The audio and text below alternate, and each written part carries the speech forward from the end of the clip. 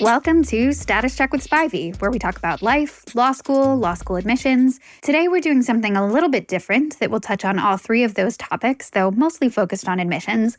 Mike Spivey put me a little bit on the spot here. He got someone from Reddit, extension ad 1443, who we'll be calling Julia, to come on our podcast and ask me a bunch of questions, totally unprepared. She could ask me anything. I'm glad she didn't ask me about my opinions on sports or something, because I wouldn't have been able to answer. She kept it very professional and on topic, and I think she asked a lot of great questions that many of you are probably wondering about. We talked about whether the much-cited slow cycle is actually panning out that way now that we're midway through, thoughts and advice for applicants who applied in September or October but still haven't heard back yet, how this cycle compares to past cycles, tips for scholarship reconsideration or scholarship increases, and a couple of questions about choosing a law school. Should you choose a higher-ranked school or a school that offered you more scholarship money? How should you approach choosing a law school if you're hoping to pursue a career in public interest? Julia's career goals are in public interest. We talked about my time as an applicant, my time as a law student a little bit. I thought this was a really interesting conversation. I had a great time meeting and talking to Julia, and I hope you all find it helpful. So without further delay, here's Julia. Hi, my name is Julia. I'm a current applicant this cycle. I'm a K through JD candidate, and my Reddit username is extension ad 1432. I'm excited to be here today to talk with Anna. All right, I'm excited to meet you and to talk to you, Julia. I have to remind myself that's not your real name if you're going out there and trying to find Julia. I'm interested to see. We haven't talked about any of the questions you're going to ask me today. We'll see if I can answer your questions. What were you hoping to talk about? Yeah, so I thought I would start off with, I know you brought a lot of experts on podcasts to talk about this, so I don't want to beat a dead horse, but I was curious, I think, especially at the point of the cycle we're in, where maybe a lot of people are still waiting for decisions, if you could talk about some of your favorite wellness tips for applicants as they're waiting to hear back from schools. Yeah, absolutely. Honestly, my number one is status checkers, especially at this exact moment of the cycle. It is so understandable and so easy to just become like a compulsive status checker and just be constantly doing it all of the time. And I think that has a tendency to just keep admissions and keep the fact that you haven't heard back from this school, that school, top of mind just all the time, which I don't think is helpful for people. To the extent that you can be going out there and hanging out with your friends and hiking in the mountains, doing things that are just not related to admissions, now is the time. Because I have to tell you, once you get to law school is going to take up a lot of your time, a lot of your day, assuming you're not in some job where you're working 90 hours a week or something like that. This is the time when you're able to do some pleasure reading and go outside and do whatever it is that you might not have the time to do in law school. So I think during this time when being very engaged in the admissions process for a lot of people is not actually productive, is not actually helping their chances. To the extent that you can try to separate yourself from the admissions process, I think that's going to be beneficial for your mental health. Probably one of my favorite, if not my favorite episode that we've ever done with a mental health expert was with Dr. Guy Winch, who talked a lot about rejection in the admissions process and about how a law school cannot reject you as a person. You as a person are much more than the 10, 12, 15 pages that this law school has about you. Moreover, law schools every single year deny people who they know would do well at their law school, who they think would be excellent attorneys, but they just have limited spaces. So I think engaging with the idea and setting yourself up with the expectation that is very true, that the vast majority of applicants are going to get at least, one, two, a few denials, and setting yourself up with the expectation that that is not a reflection on you as a human being, I think is really helpful. Just prepare yourself mentally for that. As I said, my main thing is just stop checking the status checkers. Much easier said than done. I have to tell you, my 21-year-old self applying to law school would have thought I was being very hypocritical right now. But, that's what I've learned over the last decade. Benefit of hindsight. Is that helpful? Yeah, thank you so much. I think another thing too that I've been seeing a lot on the forum is everybody talks about this is the slow cycle. So I'm curious, has this cycle really been slow? How slow has it been? And if so, when do you expect it to speed up? Yeah, it definitely has been a slow cycle. I think a few schools moved more quickly than I was expecting. And maybe to some extent they were being strategic about that, knowing that a lot of their peers would be moving slowly. Maybe they thought, oh, this is a perfect opportunity for us to be super quick and then everybody will love us. But I do think at the vast majority of schools, things have been moving really slowly. I mean, you have law school admissions officers, admissions deans who are telling people we're moving more slowly. All of the applicants online love to put together all the data. But a lot of schools just demonstrably are moving more slowly in their application process if you compare it to last year. in terms of when they are sending out interviews and things. In general, I try to advise people to steer away from taking the small amount of data that is available from online applicants who are not typically super representative of the whole application pool and extrapolating that. But in this case, if no one online has posted, hey, I got an interview at Cornell, for example, not to pick on Cornell, until January, probably Cornell is just not sending out interviews until January. Like, probably it's not just the case that nobody who got those interviews was online. So I do think that there's evidence that we can see that things are moving more slowly at the majority of schools. This is the time. I think things are going to start to pick up January, February, March. We're going to get into deadlines. I do think we're going to have a pretty robust waitlist season. Things might speed up in that a lot of people are getting waitlists. We'll see. But I do think we're at that period of time. It's been really slow, but I think we're speeding up right now. I think I see like a meme a day from like September, October applicants who have not heard back yet. So I was curious for those applicants, if they're missing the acceptance waves, but also the rejection and the waitlist waves, is that a good thing, a bad thing? Does it not mean anything at all? Do you have any insights on that? Let me ask you first, when did you apply? Can you tell us a little bit about when did you apply? Have you heard back from a lot of schools? No need to give any specific school names or anything like that. But where are you sort of in your process right now? Yeah, so I applied most places in late October and early November. I applied to 10 schools total. I was accepted to 5 of them, waiting to hear from 5 more. I'm feeling really lucky with my cycle. This question was from a friend, hoping he gets an acceptance soon. Or Jude. Congratulations on those 5 admits. That's awesome. That's so exciting. For people who have not yet been admitted to a bunch of law schools, but maybe applied earlier than you, I certainly understand how that can feel. Hey, what gives? Like, you've had my application for months now. Just give me some sort of decision. It definitely is a positive sign that they haven't been waitlisted or denied. If the law school had made that decision that they were not going to admit you outright, I can't speak for every single school categorically, but I believe most schools by this point have had at least a deny waive. I think it's a positive sign if you weren't in those. Obviously, if you are still waiting, you're not a part of the very first groups of admits at most schools. And I don't think that it's a hugely negative sign about your application. It does not mean, for example, that, oh, it means your personal statement wasn't strong or some aspect of your application is a negative. I think it just means that you didn't necessarily jump out as, oh, this person ticks every single box. I think in large part, it tends to be the people who tick every single little box who get admitted at first. I would say to try to be patient, try to remember that it is this very slow cycle. I do think there are going to be lots of people who applied in September, October, and do get outright admitted, don't have to go through the waitlist process, but just get it a little later than they might have in prior years. I was curious to like the competitiveness of the cycle compared to like past cycles. Like I see people make these really, really creative graphs, which I personally cannot put together with like LSAT number and all that kind of stuff. So I'm curious how you think the competitiveness of the cycle has been. I don't think I've seen those graphs. What do the graphs look like? They're comparing LSAT ranges to past years within the different score bands and speculating about medians. Okay, so as I said, I have not seen those graphs, so I don't know what they look like right now, but I would guess that things might look potentially more competitive at some schools at this point in the cycle. And I suspect that that will also normalize to some degree if that is the case as we move forward because of the nature of the slow cycle, because of the nature of what I was just talking about, where the first people who get admitted tend to be the people who tick all of the boxes. So probably that's largely higher numbers people, and maybe the people with lower numbers are going to be getting decisions a little bit later in the cycle, but that doesn't necessarily mean that they're not going to be admits. If it is the case that those graphs look that way, more competitive at some schools, I think that probably will trend a little bit more downward as we progress. I will say from my perspective, I would be shocked if a cycle were as competitive as the 2020-2021 cycle.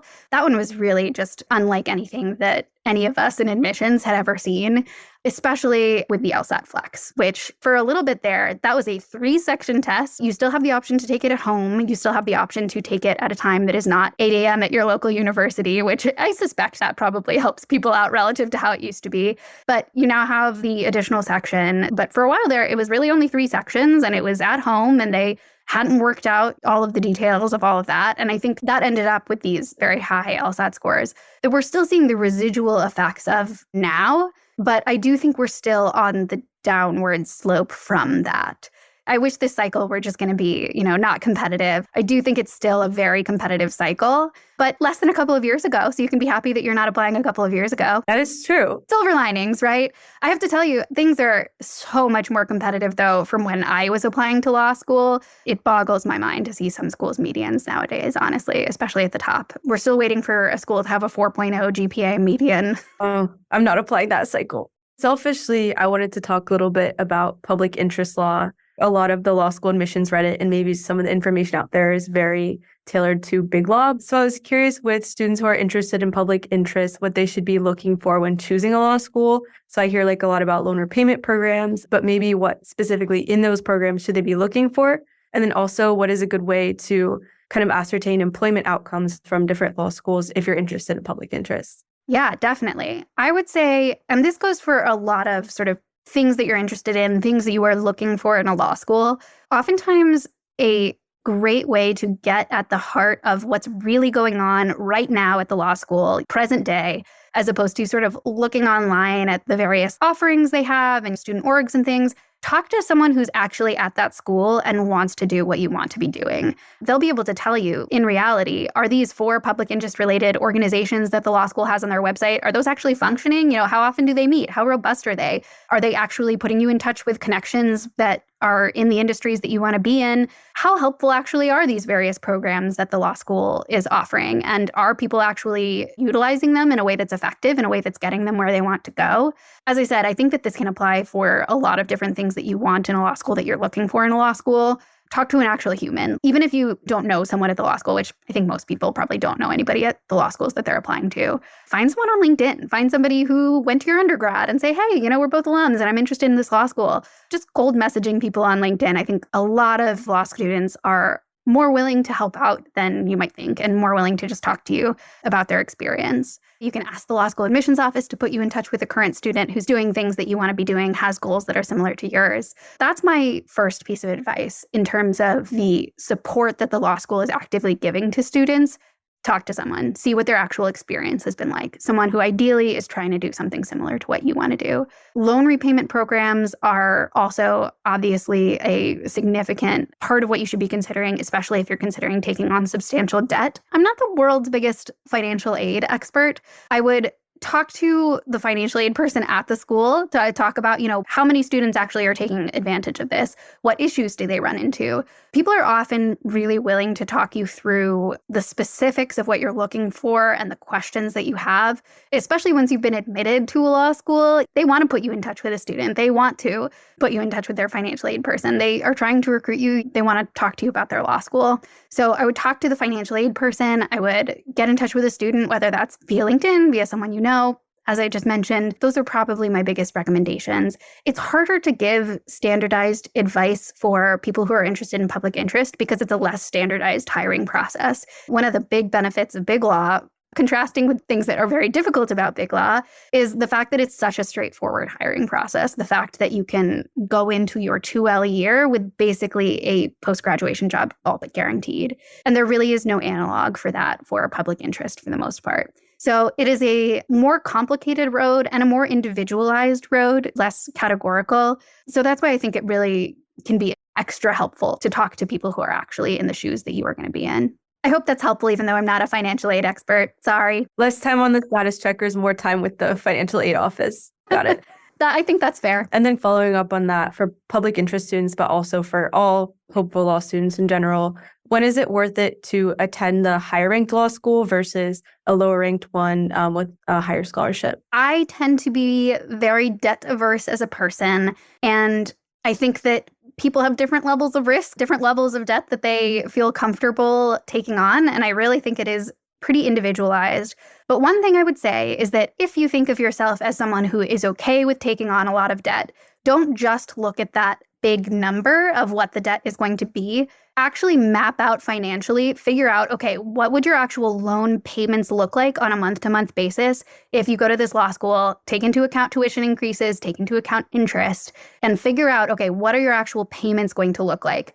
Because it's one thing to say, I'm okay with taking on $200,000 of debt, for example, and to have it be this sort of big abstract number that most people going into law school have never really dealt with $200,000 in a real concrete way. So instead of making it that sort of abstract big number, break it down into what is this actually going to look like on a monthly basis? How much of my paycheck is going to be going toward loan payments? And am I going to have the budget left over to live the life that I want to live? That's really my recommendation if you think of yourself as someone who is not super debt averse. I think a lot of people are very debt averse, and law schools do give decent merit-based scholarships. There are lots of programs that don't give huge merit-based scholarships. So there's the opportunity to graduate from law school without having this huge amount of debt for most people, depending on the types of schools that you apply to, the types of schools that you're interested in. Obviously, employment outcomes are a huge thing that you want to be considering. A full scholarship at a school that has 1% of their graduates going into the type of outcome that you want after law school,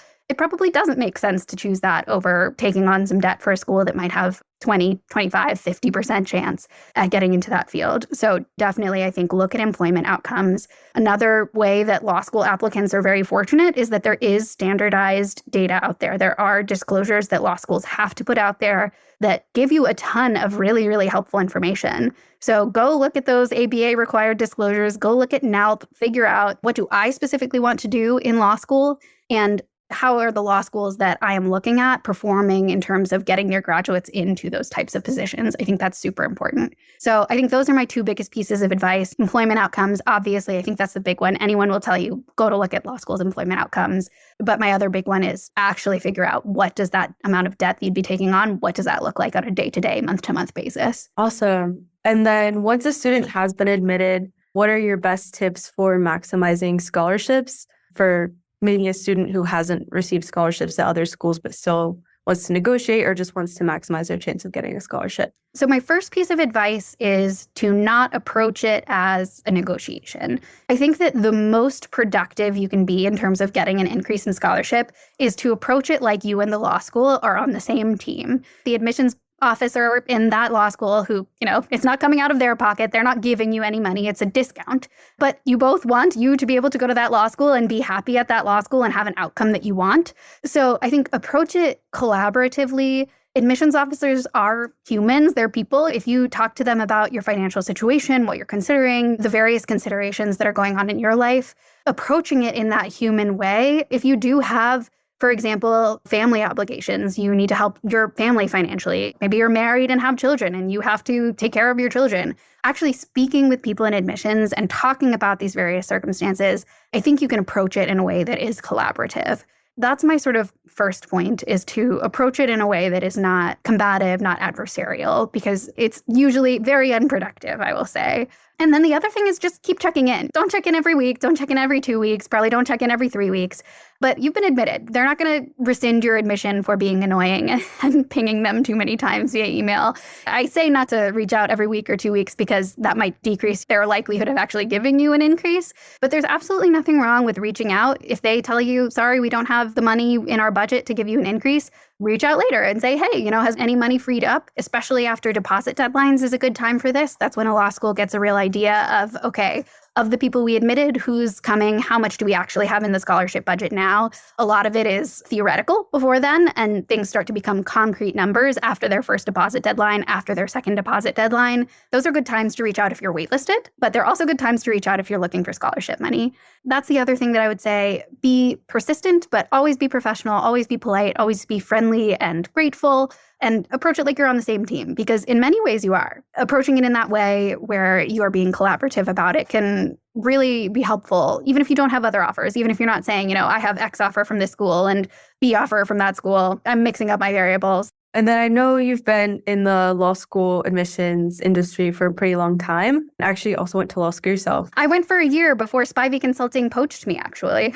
Was law school that bad? No, actually, that's one thing that made me feel really positive about my decision to leave law school permanently for Spivey Consulting was the fact that I actually had a great time in law school. I went to UVA, which is known for having a positive culture, which I found that to be the case while I was there. I was having a ton of fun. I made a lot of friends. I enjoyed my law school experience a great deal, honestly. I think more than a lot of people do. That made me feel comfortable in the fact that I wasn't running away from law school. I was running into something I was excited about, which was working with applicants. During my admissions process, I became very obsessed with the admissions process. I got really, really into it. And, with the benefit of hindsight, I think I just really liked admissions. Admissions is fun. That's relieving to hear because most law school hopefuls, whenever you talk to a lawyer, they tell you not to go to law school or they tell you about how much they hate law school. So this was a really refreshing perspective. I had those conversations too. I remember. It is strange how lawyers do that. Law school is hard, but you can thrive under that pressure in the right circumstances. I really do think that fit is such an important thing that people can discount oftentimes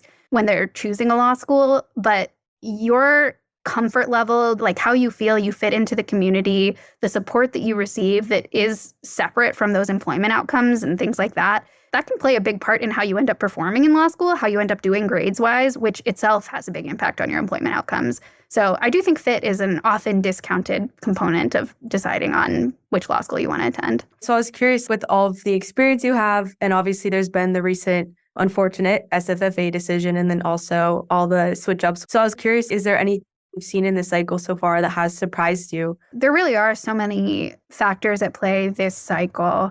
Pretty much everyone in admissions and anyone who was paying attention knew that that Supreme Court decision was coming and were trying to prepare for it. So I don't think necessarily that anything there has surprised me because I think law school admissions were preparing for it and trying to figure out how they were going to address it a long while before the actual decision came out. Earlier, Mike interviewed Dean Blazer, and I think they talked about this exact question about what surprised them. I can steal Mike's answer, which actually, okay, here, let me clarify this for the record.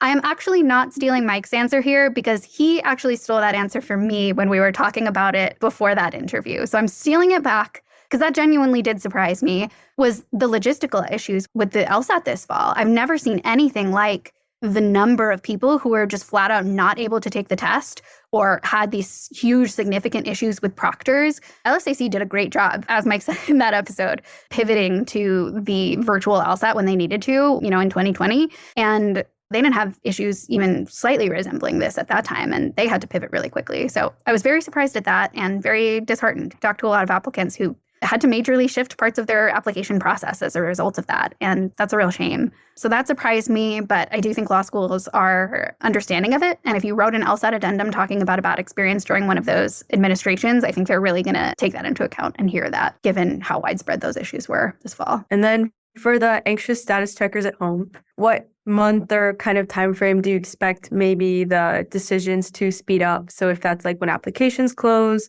or just kind of when do you expect decisions to start rolling out a little bit more? Yeah, I mentioned that I think things are in the process of speeding up now. I definitely think we're going to get good amounts of decisions in February. Definitely, you're going to have lots of decisions in March. I think you're probably still going to have decent numbers of decisions in April. And then you start to get into waitlist season. I have to tell you, every single year, there are people who apply in September and then don't hear back at all until May, which always baffles me. You could have at least waitlisted this person. Why didn't you give any decision at all? So that will happen for some people, but I do suspect that the bulk of the decision making for people who are applying during the fall, obviously if you're applying in March, you're not going to get a decision by February. But for people who have applied already, for people who have submitted their application already, we're in mid-January right now, I think next month, February is going to be big. March is going to be big. April to some extent. Those are the 3 big months I would anticipate. I'm probably not as good a timing oracle as people on Reddit, frankly, analyzing all of this data. Maybe just push it back a little bit for this slow cycle if you're basing it on historical data. Yeah, no, the calendars I've seen are so detailed. I'm like, don't take me, take them. They clearly have skills I don't possess. The ingenuity of applicants, it impresses me all the time. Very frequently. Yeah. Okay. Well, those are all my questions. Thank you so much for taking the time. This has been a really interesting conversation. It's been nice speaking with you. It's been nice talking to an applicant. I always like talking to applicants who are not clients of our firm or people who are just out there applying on their own. It wasn't Reddit when I was applying to law school. It was top-law-schools. But what are people up to on Reddit nowadays? I met several people who I talked to on top law schools and was friends in real life for years. Do people meet up anymore? I haven't met up with anyone in person, but I've had like shared DMs with people and stuff like that. So nice people. Little neurotic. Yeah, if you're in online spaces of law school applicants, people are going to be a little neurotic. Comes with the territory. But you didn't come across as neurotic during this interview, so this has been a very nice conversation. I really appreciate your time. Thank you so much.